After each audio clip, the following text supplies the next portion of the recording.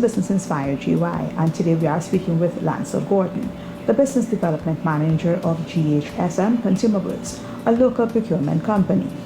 With Guyana quickly becoming a major player in the oil and gas industry, many are cashing in. So Lance, what could you tell us about GHSM Consumables? GHSM Consumables, it's a partnership business founded by myself and 3 colleagues of mine from Atlantic Marine Supplies. We were registered in October of 2021. We started business operations in March of 2022. And what we do, we provide eccentric consumables to the oil and gas, predominantly the oil and gas industries. You know, things that are hard to find in Guyana, we import, we stock. And we've been providing with those items to the oil and gas industry.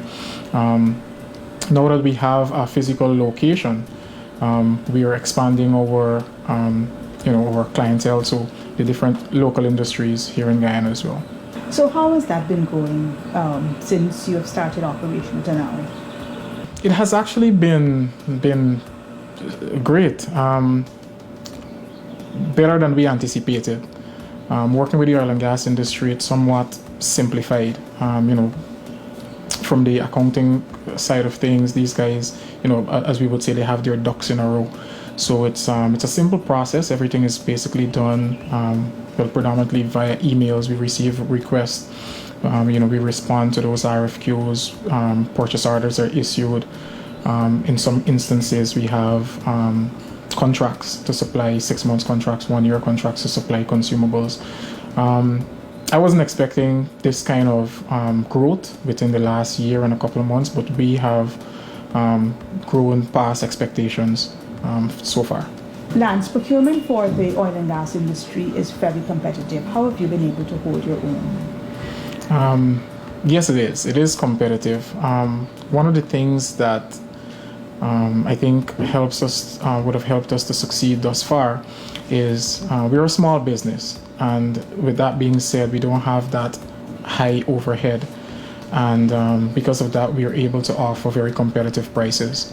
Now, apart from that, there is the part of things being hard to find. A lot of what the guys use in the oil and gas industry, prior to, we never had them in Guyana.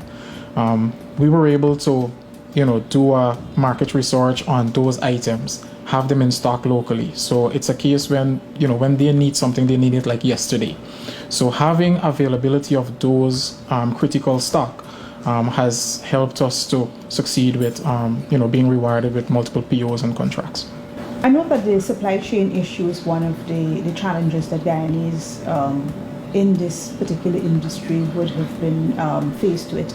Is this something that you have had to deal with, which is why you're stocking up on products in case there is a demand?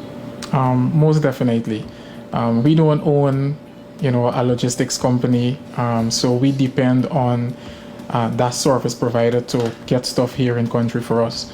On average, if you're going to bring something by sea freight, it takes about 4 to 6 weeks to get into country. So having stock available is a big part of your business. As I said, when the industry needs something, they need it like yesterday. There is the option of air freighting, but air freight as well, that takes about 7 to 10 days average. So having critical items in your inventory, it gives you the best chance of getting awarded a purchase order.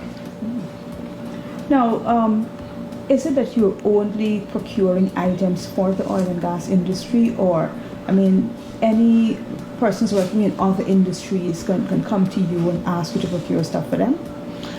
Yes, they can. What we specialize in generally is consumables, workshop tools, shop rags, and then we just added the PPE or the safety supplies line to our inventory as well. So now that the safety culture is changing in Guyana, construction companies are now, adding the safety aspect to their workforce. So yes, we do stock, like coveralls, safety gloves, that kind of thing for the local industry. So anybody within the mining industry, or any industry, as a matter of fact, within our local diaspora, we can supply to.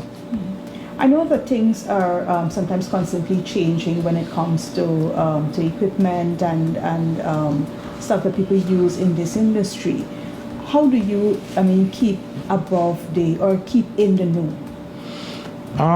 Luckily for me, I've been employed with Atlantic Marine Supplies for the last 10 years.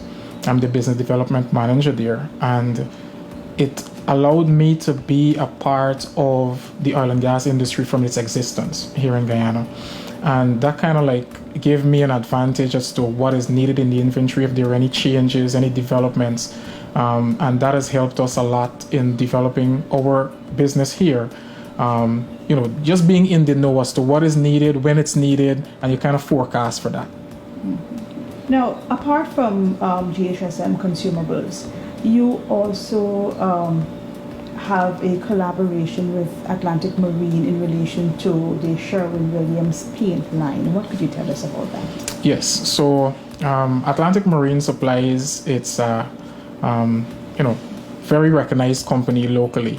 As I said earlier, I'm the business development manager there, and we carry like 5 major brands: Suzuki, Sherwin-Williams Paint, Besto Life, Parker, Crosby. Those are some major manufacturers that we represent. These guys are, global conglomerates. Sherwin-Williams, when it comes to paint, is the #1 manufacturer of paints globally, hands down. And, we're the only distributor for Sherwin-Williams Paint here in Guyana. Our head office is located in Eccles on the public road. We just opened Georgetown branch. This is at 52 Brick Diamond Austin Place. So we just wanted to add that convenience to the Georgetown customers. They don't have to traverse to the East Bank to have their paints purchased. So the collaboration so far it is a work in progress. We are now doing a lot of brand awareness for the Sherwin-Williams brand. We just signed up for the upcoming Building Expo, so we're gonna have a booth there. So we expect a lot of people to come, pass through our brand. We'll have great giveaways, a lot of discounts we plan on giving away during the Building Expo. So we just wanted to do a lot of brand awareness for Sherwin-Williams. It's a brand that speaks for itself. We don't need to do a lot of marketing for it, but a lot of people, when they hear Sherwin-Williams, they think price. Oh, it's a US made product, it's going to be expensive. But I can safely say it's a paint that it's competitively priced. We introduced this paint knowing that we're going to have to compete with the already existing paint manufacturers here in Guyana. So we did our market research, and I can safely say that yes, so our paints, while it's world-class quality, it's competitively priced. Okay. So what has been the response to Guyanese in relation to Sherwin-Williams as opposed to Sherganal or Harris and Penta that has been here?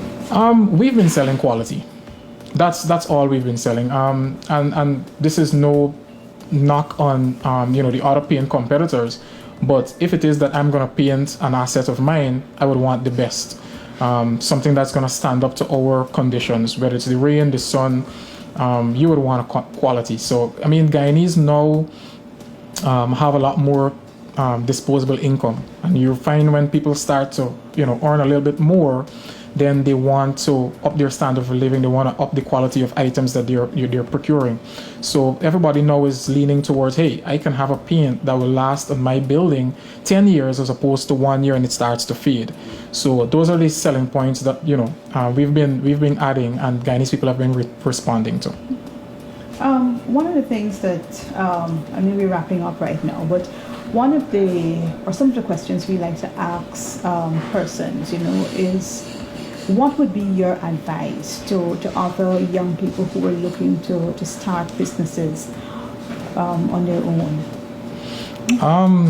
As we would say in layman, and I would put it in layman terms, scared money don't make no money.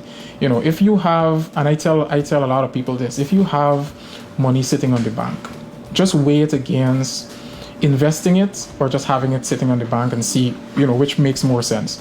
Yeah, a lot of people would have